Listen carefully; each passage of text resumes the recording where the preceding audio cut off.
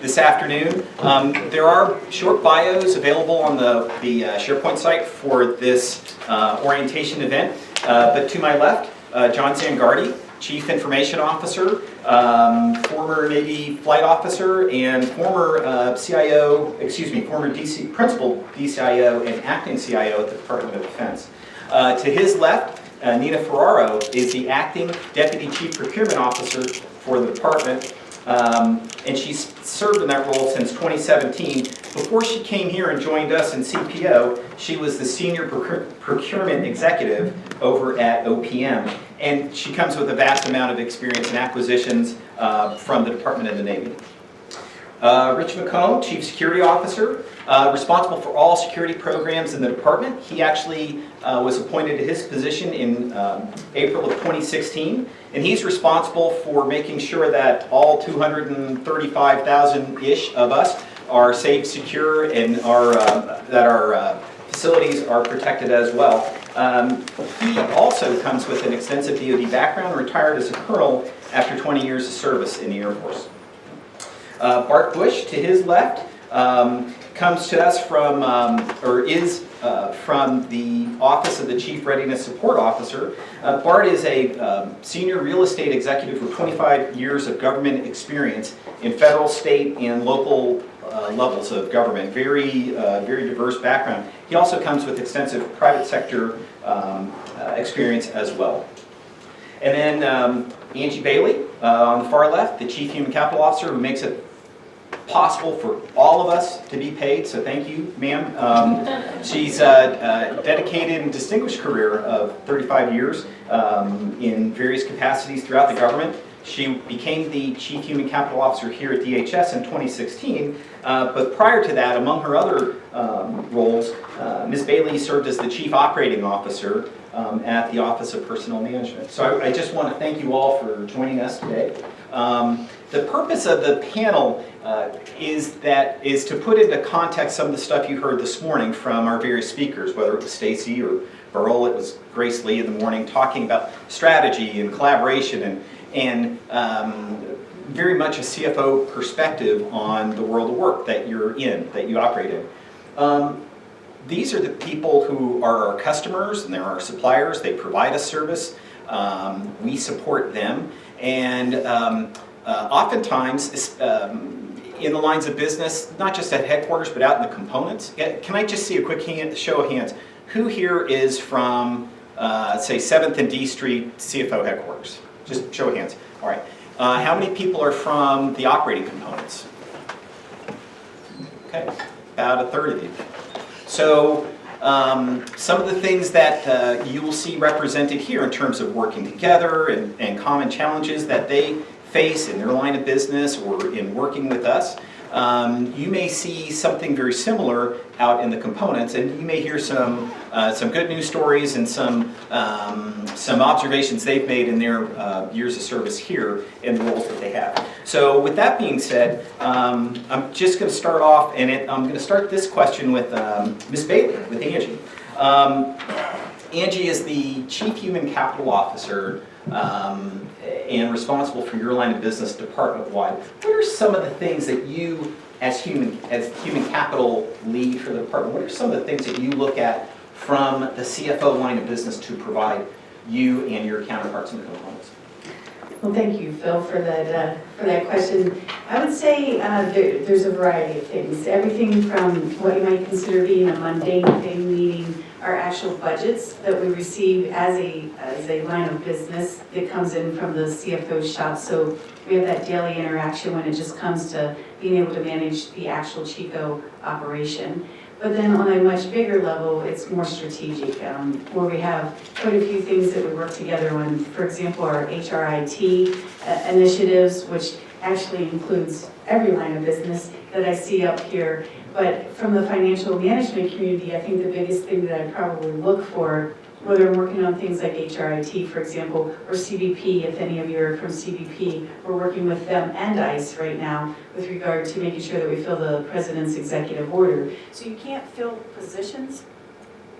You can't fill positions unless you actually know what the requirements are. and then make sure that those positions are funded. So the relationship with the financial management community gets real strategic quite quickly, and so that we can actually do some of the operational things of making sure that the positions get filled.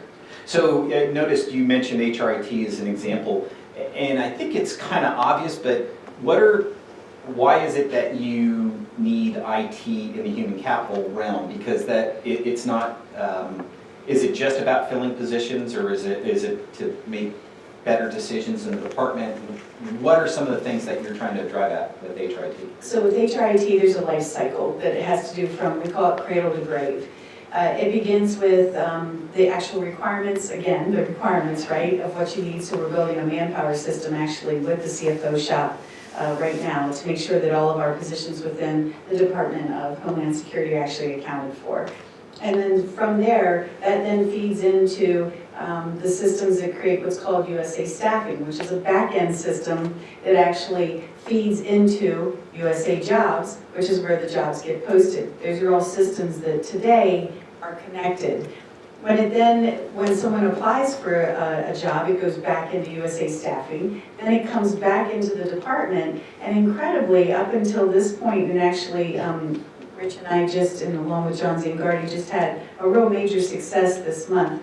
And that is, up until this point, even though it's the 21st century, incredibly, when an action came back in and was ready to go to security, the HR specialist would have to download that form, print it out, go over to the ISMIS system, which is the security system, and retype it in. And I always joke about this, and Chip doesn't like me to joke about it, but you know, if you screw up a social security number, right, you're one digit away from being a patriot or a terrorist. And so we have to, you know, it's things like that of making sure that it's automated. And so this month, we actually created data interchanges between USA Staffing and ISMIS, and then we'll make sure that Monster, this thing like flips out, and then we'll make sure that Monster, which is our other back-end system, actually goes. So then from there, just, you know, from the life cycle, then you have systems that are for learning management. So maybe you guys have heard of Palms, maybe not, but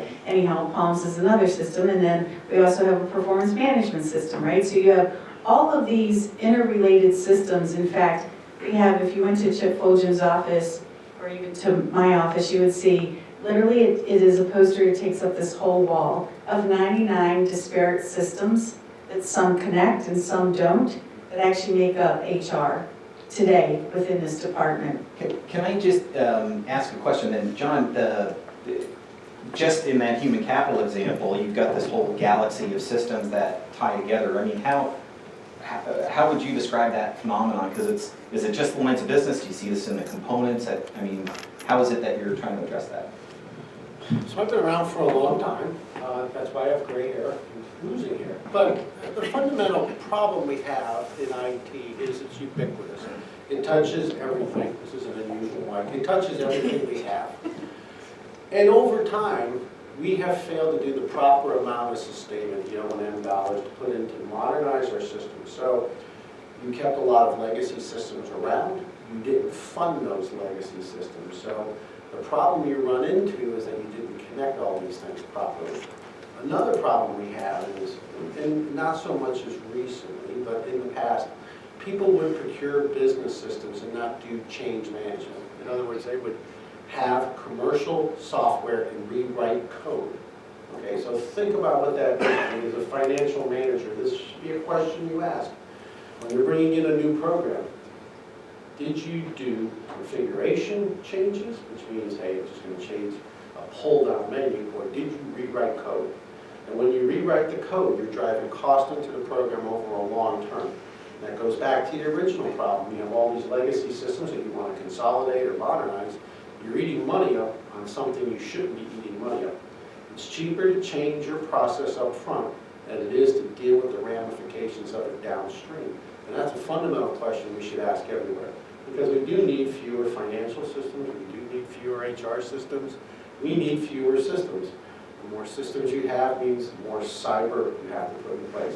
It means more bandwidth they have to buy from our network. So we really need to think in big global terms and understand what cost ramifications you're making in a decision today are 5 and 10 years downstream.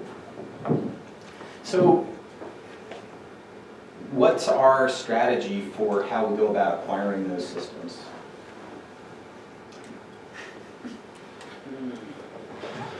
I don't think we have a very good strategy in DHS, and having spent as long as I have in DoD, I would say they don't have a very good strategy.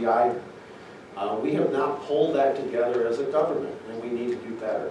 That's a very simple answer, but it's the honest to God's truth. We need as leaders to drive ourselves to a better position. I think over time we're getting there because people are learning the hard way. When I was in the Navy, we spent an awful lot of money. This is, shame on us in the Navy. We rolled out an enterprise resource planning system. We made a decision only to put it out to 52% of the top line. So not even the entire budget. Then we said to every systems command, feel free to customize. Right? That just rolled forward, and I caught that 10 years later, and we were trying to figure out how to modernize at the same time we were trying to be auditable. So we have to think big picture, sorry. Oh, I'm sorry about that. Nina, what is there that the procurement world can offer us some solutions to? Because you obviously have to be partnered up with a customer and the IT world, for example. What are some of the solutions that you can offer? So what we're doing in the procurement world is we're really trying to be strategic with across the lines of business as well as down through the components. And we do that in a number of different ways. And one of the main ways we do that is through some of our strategic sourcing efforts. So we've got a group of people who are really working directly with John and his team, with Angie and her team on not only analyzing the data of what are we buying, how have we been buying it, what do these contracts look like for these disparate systems and how we've delivered on them. But when we analyze that information, how do we bring it together in a way that makes sense for DHS? And so we do a lot of collaborating across here with trying to figure out the best strategies for buying those things as we go forward. We've got a lot of enterprise-wide contracts in place that we use to fulfill a lot of our needs. Some of those aren't going to be right for some of the big initiatives that John has going on or Angie has going on. We're literally sitting down, right before I came to this meeting, John sent me an email and he's like, hey, I got to engage with industry, got to find out how I want to fulfill this requirement because I don't think I want to do it in this traditional way. So what we try to do is really hook up, the other lines of business with, industry to find out how are they doing it. A lot of what we're trying to do in government, it's not brand new. It's being done in the private sector. There's the challenges that we have with cyber and those issues are similar to what is faced out there in the private sector. So we're engaging with industry very proactively and along with our customers and our along the lines of business here to make sure that we know what's going on out there, what trends are out there, what direction is industry driving towards. So that we're not sort of out there creating something new and independent. So, any particular kind of strategic sourcing vehicle come to mind or success story? So, I mean, we've got quite a few strategic sourcing vehicles, some that just really get down to the fundamental supplies and services that we buy to kind of keep the trains running. A lot of the bigger initiatives that we're working on, we really are, as John said, trying to sit down and come up with new strategies. You're thinking of financial systems modernization. So Stacy's in the front going, don't forget. So we are trying to bring DHS together in terms of modernizing our financial systems. And we actually are taking 3 of our components and moving them over towards getting into a new environment right now. What we're trying to do is have an integrated systems development agent who's going to bring these things together. Now, we may not have one size fits all as we move forward to the other components. How do we modernize our financial systems? We may have different solutions, but we'll have common themes in terms of making sure that everything is integrated, everything ties together. We don't necessarily, for example, need the exact same contract writing system. But we want to make sure that our business requirements are common and identified so that the systems talk to one another, that we get the same output, that we can achieve clean audit opinions and everything that we need. So that's something that we've been working closely with Stacy and the entire CFO community across DHS to make sure that we're putting something in place that will meet the needs of all the components at DHS headquarters. And some of the things that you all are working on, some of them are those huge systems. We haven't talked about operating, the operating components, operating systems, and they use for tactical mission support. But there are a few things that we have going on. Rich, can you tell them a thumbnail sketch about the ALM initiative? Yeah, sure. Happy to do so. In fact, it ties into what Andy was talking about earlier in the human resource IT system. So, Access Lifecycle Management, which John and I are the co-chairs for the executive coordination group, gives us kind of, once again, it's kind of one of those onboarding, offboarding, end-to-end things for both federal employees and contractors. And it allows that person, it's tied into ISMS, the Integrated Security Management System, which, by the way, actually is only one of two end-to-end IT systems in the department, the Integrated Security Management System and the ID Management System, which is the system we use to issue you a PIV card. So we've got, I think, 578 PIV card issuing facilities throughout the department, throughout the world. But it's tied into that ID system, so that's ID Management System. With that said, what ALM will do is allow us to keep track of our employees to allow request access to their network accounts, to other systems, whether it be financial management systems, what have you, and we're able to track them from onboarding all the way through offboarding. And the reason that's important is because we've had a couple of internal controls audits and OIG findings where we didn't have a good control of our contractors. We didn't know where they were onboarding and offboarding. And so this will allow that to be automated. In fact, one of the things we're recently doing to address the issue of notifying contractors quickly when their personnel have been cleared for onboarding and get them to work quicker to do the work for the department is working with John's folks and CPO, Nina and Soraya's folks, is doing an automated notification to the company that says, John Smith, your contractor is cleared and ready to go to work. What we found was, even though we do a pretty good job, I think, within security of clearing those people, the notification piece is sometimes lengthy. So we're ready to automate that. We're going to do a pilot here in the headquarters, and eventually I think we're going to try to offer ALM, Access Lifecycle Management, as a service to the rest of the department, where for those components that don't have a like system that meets the certain criteria. So ALM is another great, I think, a great initiative that really involves really everybody up here at this table, and I think will make a huge difference in our ability to onboard and offboard folks in an efficient, effective manner, and then also include contractors, which I think will help us greatly with regard to our relationship with the industry. So as the department's landlord part, I mean, so as you've heard folks talk, and I saw you writing some notes, I mean, what strikes you out of all the conversation?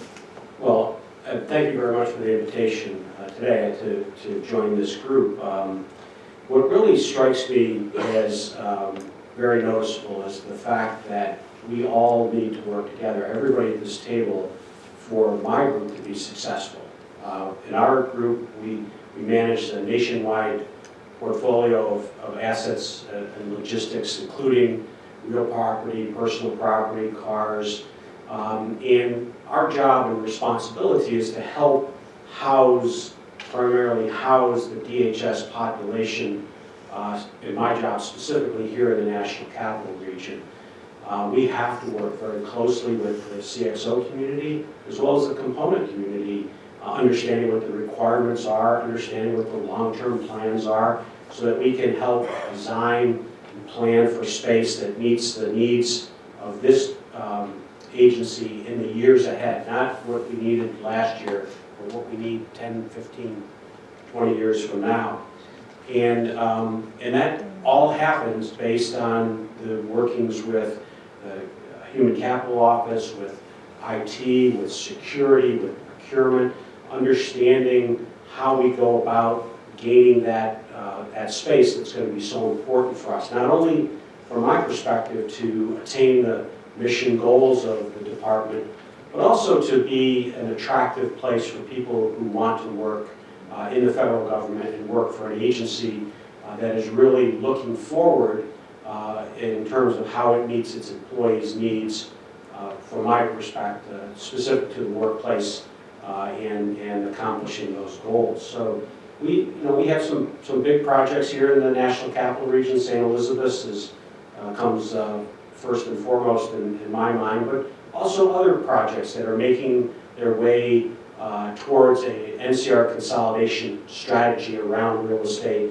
to bring the component pieces together, to bring each of our groups together. We are today spread across more than 55 different locations in this small geographic region, making it difficult for people to communicate effectively together.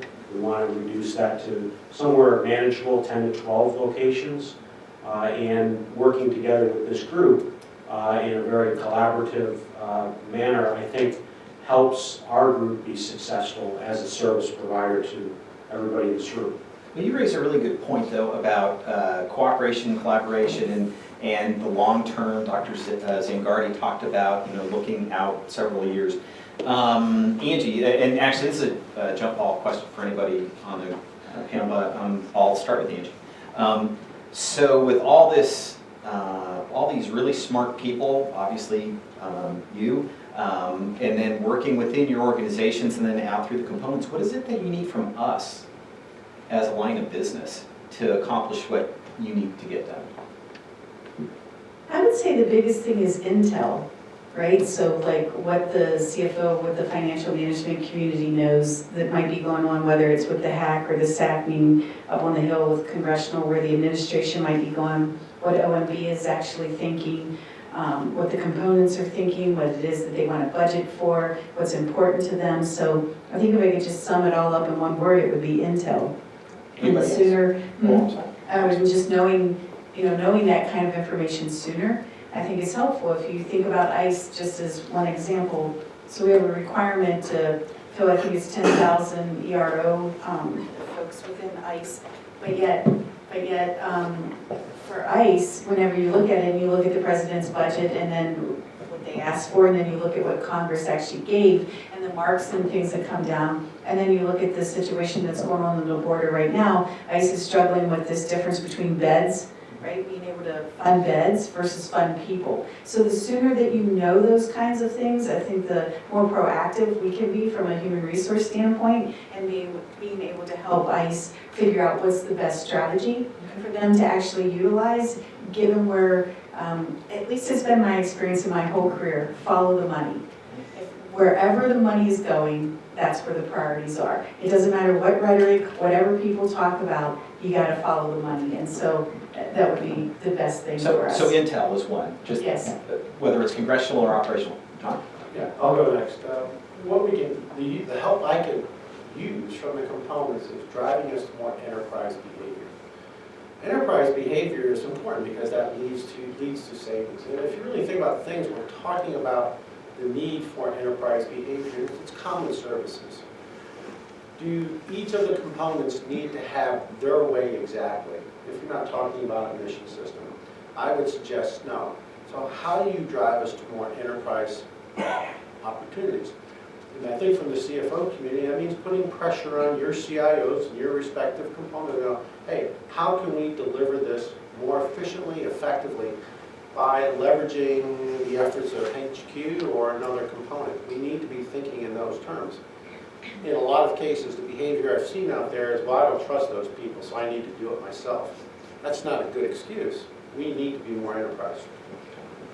Sure. Yeah, I'll go. In addition to jumping on what John just said there, I think that's really important because we work with John's folks and the derived credentials. For those of you who've gone from the good to the native application through AirWash or Mobile Iron or something like that, you have to use derived credentials.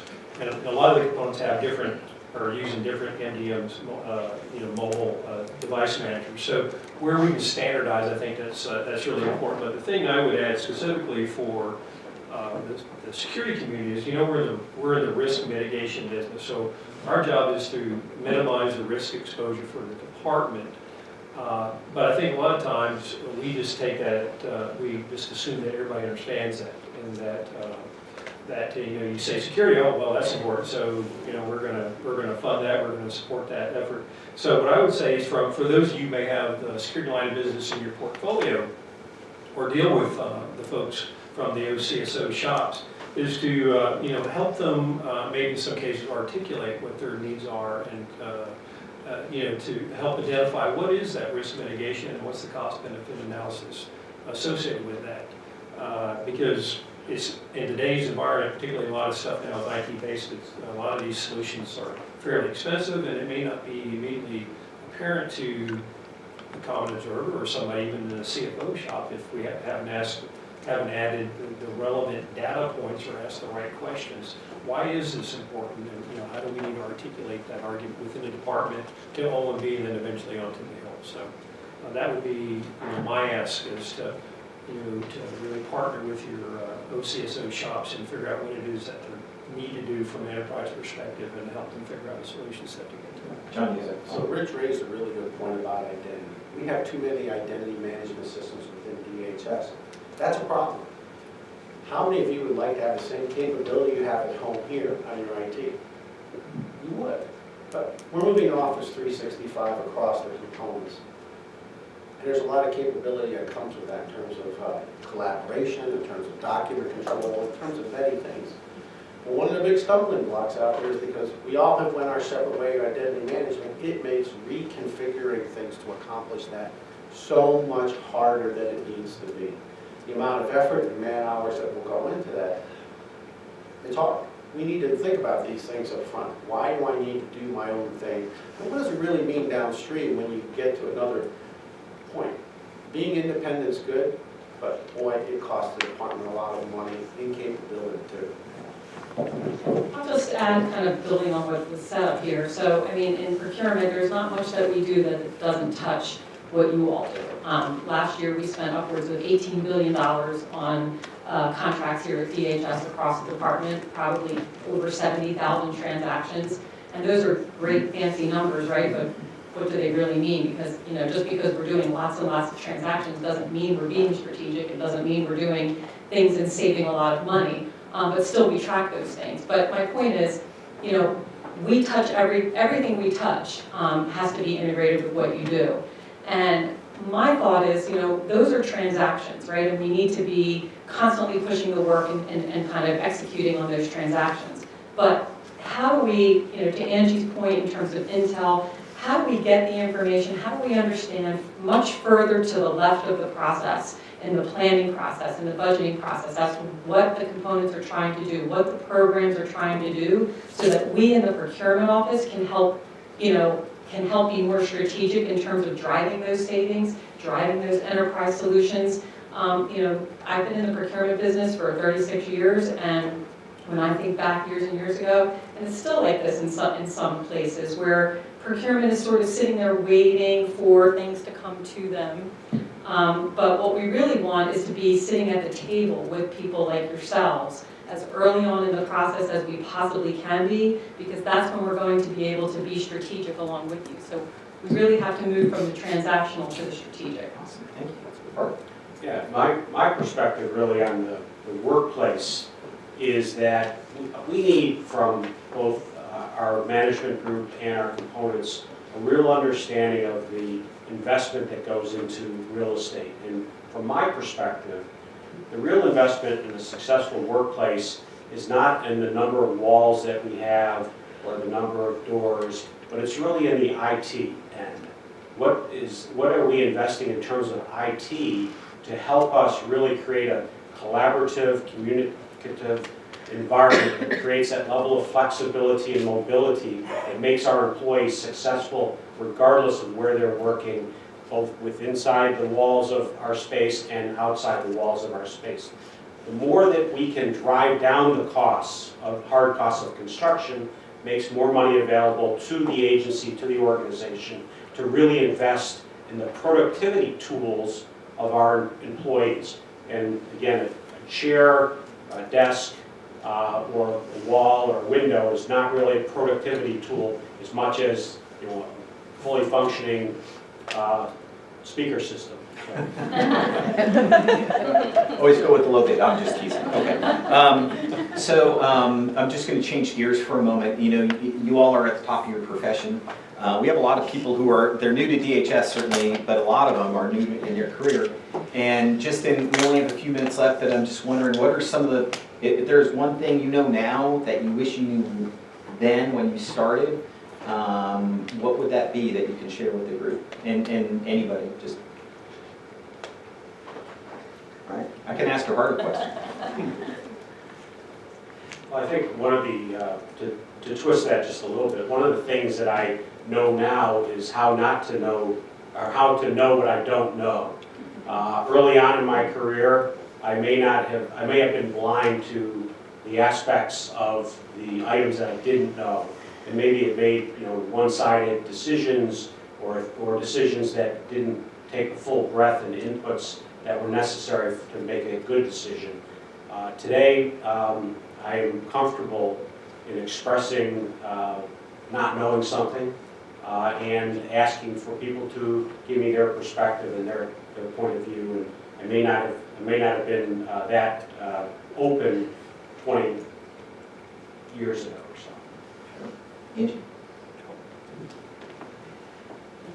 Let me count the ways of all the things that I wish I knew. I think the number one thing would be political savvy. And so what I mean by that is really having a fuller appreciation of how government actually works. And so many, many moons ago, I think it's, whenever I worked for DOD for about 25 years and out in what we call out in the field, so it would be equivalent to like being in a component, but not just in a component in DC, but like if you were actually out, somewhere in the United States. And so worked in a variety of areas there.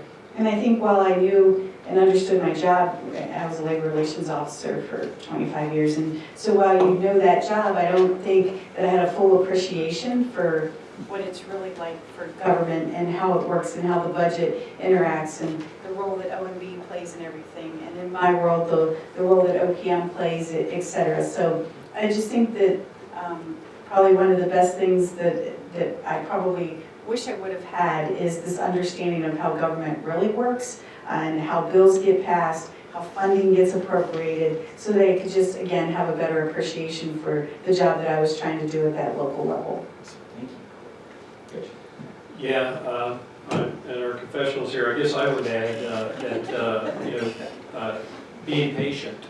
Patience is a virtue. What do I mean by that? Clearly, this department is certainly no exception. It's a growing department. Yes, we're 15 years old, thereabouts, but still a lot being done. So there's this real desire to move out fast and quickly as possible in things. And we want to do that. We want to do it smartly. But I think we have to understand that there are considerations in that process. We have to be patient from a perspective of is our workforce, as an example, prepared to do the things that we're asking them to do? Do we have the funding, the other resources that are required? And just realize that some of those answers may be no, and if they're no, we're going to have to take a little bit more strategic view of the world and just understand that this may be, something may be a 3 to 5 year process versus an overnight success. Because typically, if you go fast, you may not always make it stick at the end of the day. So